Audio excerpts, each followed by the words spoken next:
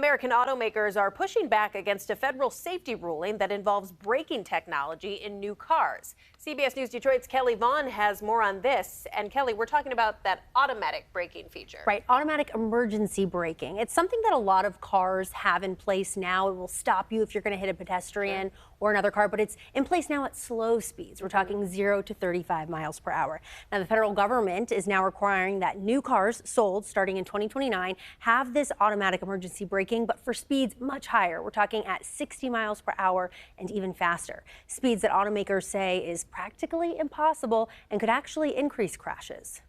The National Highway Safety Administration issued the new requirements in an effort to lower car-related deaths. Going back 3 or 4 years, they hit as high as 40,000. Patrick Olson is the editor-in-chief at Carfax. He says, despite the good intentions, automakers want the government to reconsider the requirements. The Automotive Alliance for Innovation, who represents nearly all of the manufacturers that sell cars in the U.S., sent a letter to government officials outlining their concerns. They say the requirement could lead to more collisions, disorient drivers, and the technology required is very advanced. When you get to be going 60 miles an hour, your car is traveling 88 feet a second.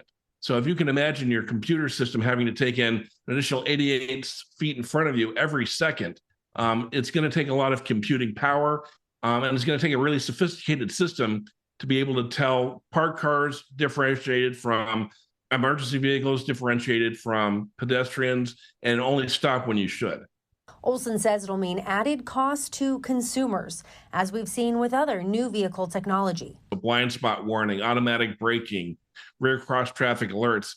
Those systems, although they work well, add up to more and more costs for cars. He says new cars already cost around $48,000 on average, which is way up from even a few years ago. There seems to be more and more automated things being put in our cars. Is this something as a consumer we should get used to seeing? I think so, but I think it's also important that as we see more safety equipment in cars, that we don't let devices that are meant to idiot-proof our car turn us into idiots.